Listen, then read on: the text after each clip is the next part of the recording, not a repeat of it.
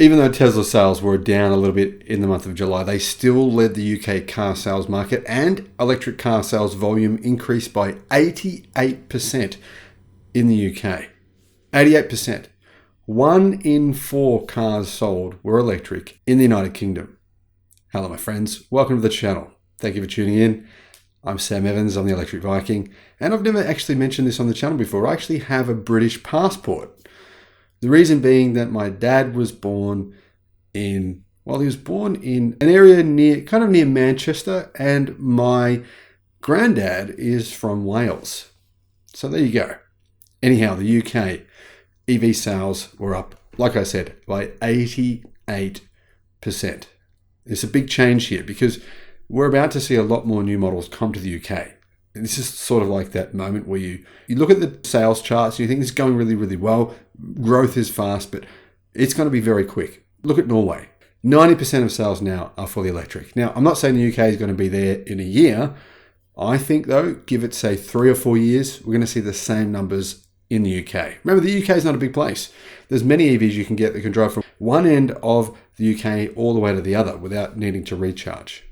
That will be significantly different, though, in a few years' time when a lot of EVs have significantly more range than they do today. EV share in the UK in July was 24.1%. That's an increase of 16.7% year over year. That's up from 16.7% in the same month last year. And it means fully electric cars actually grew in terms of deliveries by 88% year over year, to a total of 23,000 units. Clean Technica says that overall auto volume was 143,921, an increase of 28% year over year.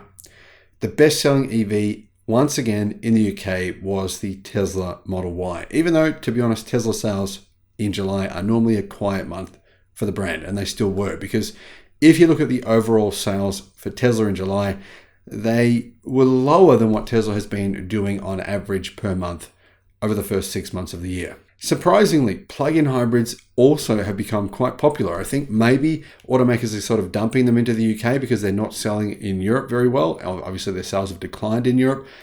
Incredibly, they increased their sales by 80% year over year. The overall auto market, though, it grew by 27% in the UK, but clearly plug-in hybrids growing at 80% and fully electric cars growing at 88% was a big difference to 27%. In this market, petrol-only volume actually increased by 1.3% year over year, meaning sales have gone up by quite a bit, but petrol cars have stayed flat. Basically, their market share has declined.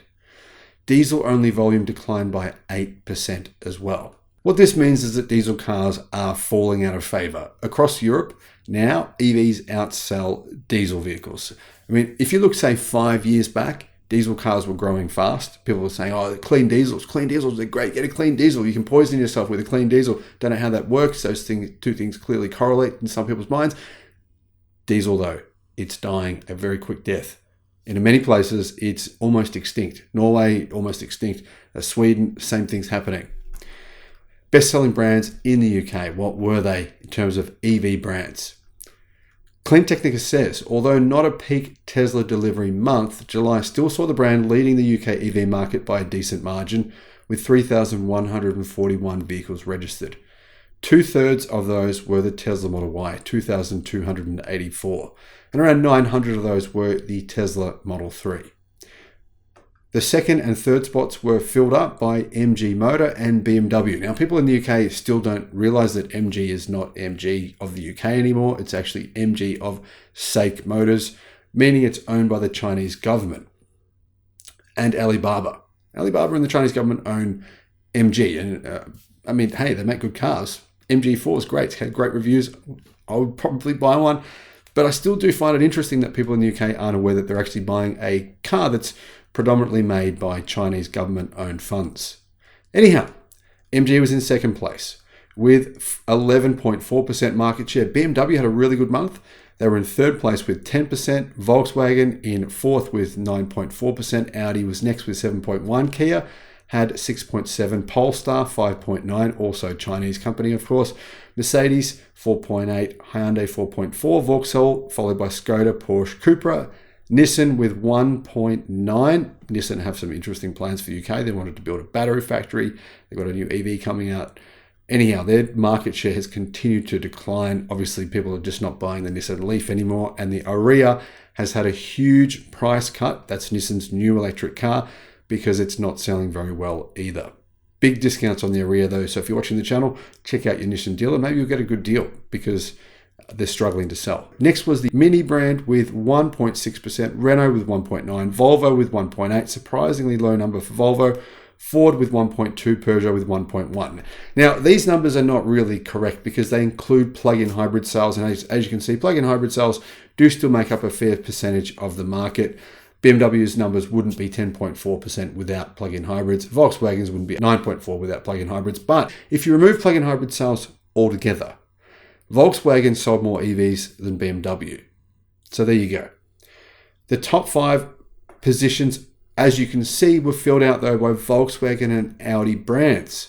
So you've got Volkswagen, Audi, Skoda and Porsche all doing pretty well in the UK. Good numbers for them.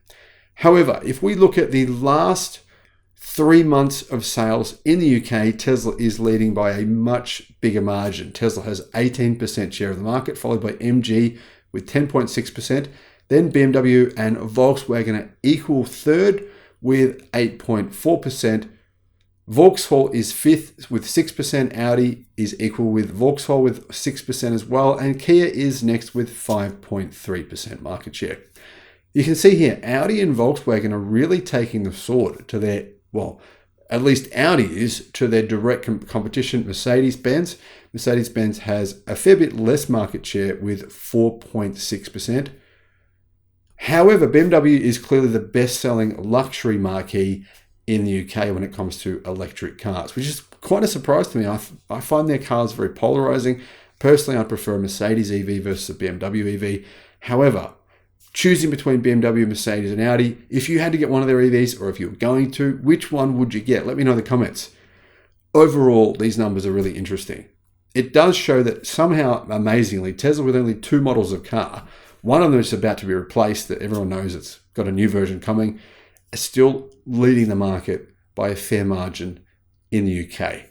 But the point here is not anything necessarily about Tesla's dominance. We all know about that. It's the best-selling car in Europe. But the point is here, EV sales have grown by 88%. This will continue to happen in my view. EVs are now more affordable, even though in the UK they're more expensive than they are in Europe, but they are still becoming cheaper and cheaper. There's new models coming to the UK, a lot of them. There'll be about twice as many EV models in the UK in 12 months versus what there are today. Imagine what that will do to adoption of electric cars. Thank you for watching.